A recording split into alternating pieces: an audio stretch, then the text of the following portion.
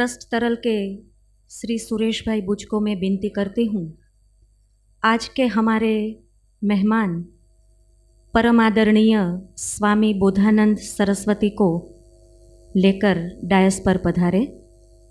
सुरेश भाई से विनती है, स्वामी जी को विनती करे वो अपना स्थान ग्रहण करें।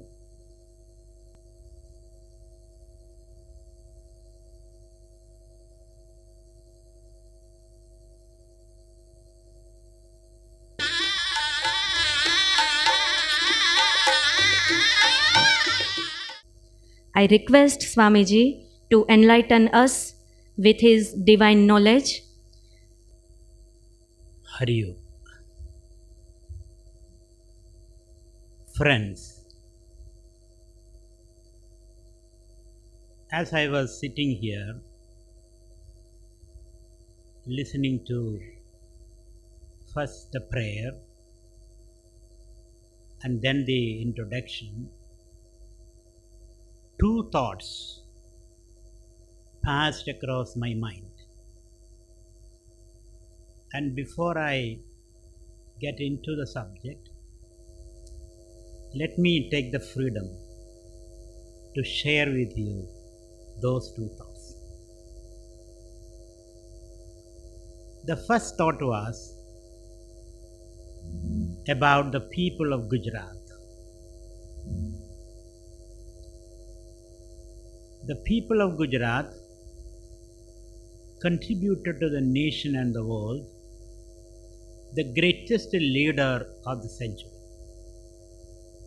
Mahatma Gandhi.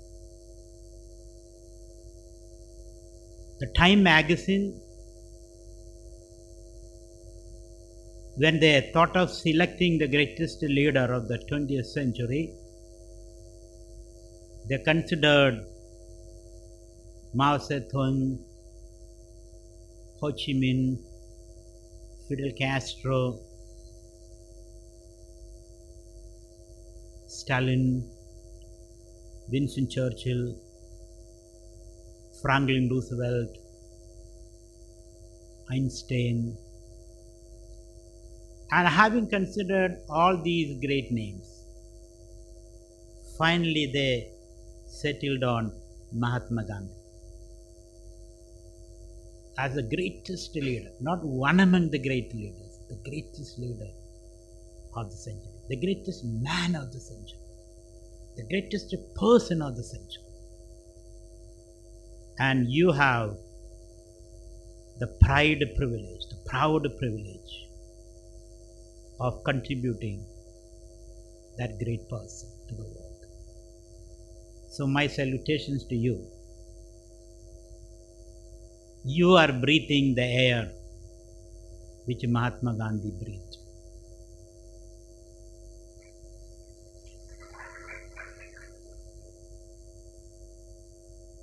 And secondly, your contribution to the field of Indian politics. Mahatma Gandhi, I wouldn't consider him a politician. He was a great soul.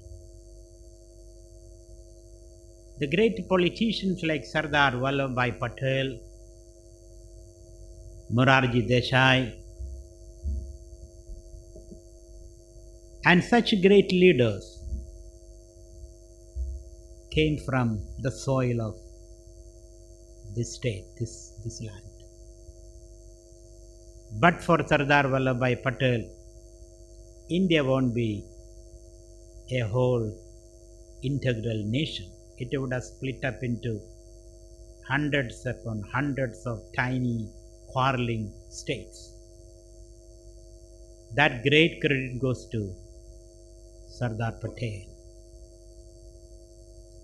Then your contribution to science and technology. Vikram Sarabhai. Who can forget Vikram Sarabhai when you think of science and technology, space, and India's contributions to space? Vikram Sarabhai comes to my mind.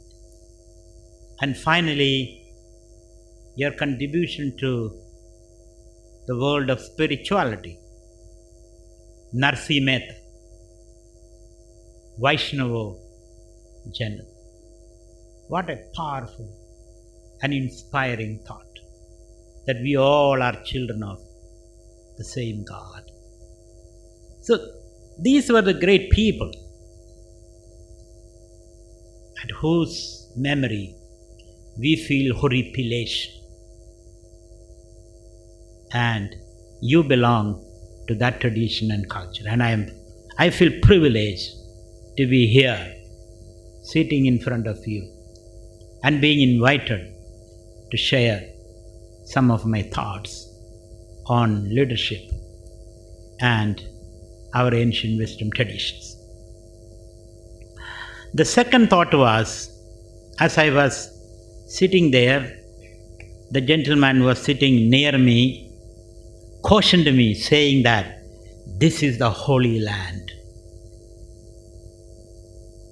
Since this is the Holy Land, you have to carefully put your foot here. Every grain of sand here has a tale to tell. A tale of sacrifice, of suffering, of compassion. And what was that? What is that tale?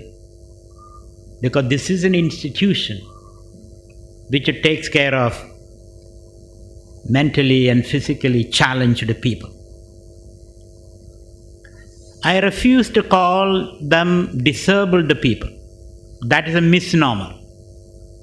They are differently abled people.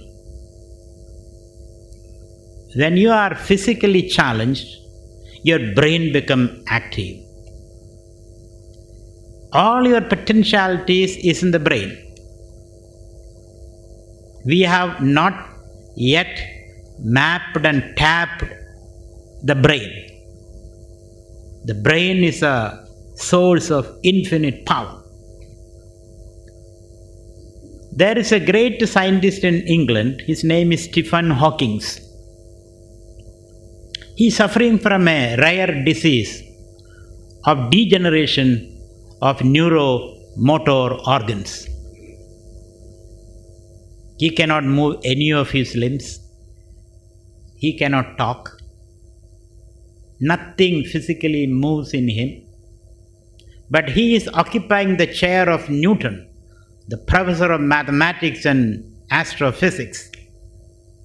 He is the one who conceived the Big Bang theory. He is the one who gives lectures all around the world. He cannot move, but still he is moving. The indomitable spirit of that person, the power of mind, is demonstrated by this great professor and scientist Stephen Hawking. So when you look at these people, an American president, 4-time president of America, Franklin Roosevelt, he was disabled waist down. He campaigned all across America on a wheelchair. And he is the only president who was elected again and again 4 times in the United States. So therefore I refuse to call them disabled. We are disabled. They are not disabled. They are differently abled. If they are given the right kind of atmosphere, the right kind of training, the love and the compassion, they are going to grow into their full stature. And with that faith, you started this movement, and I fully agree with you, sir. This is a holy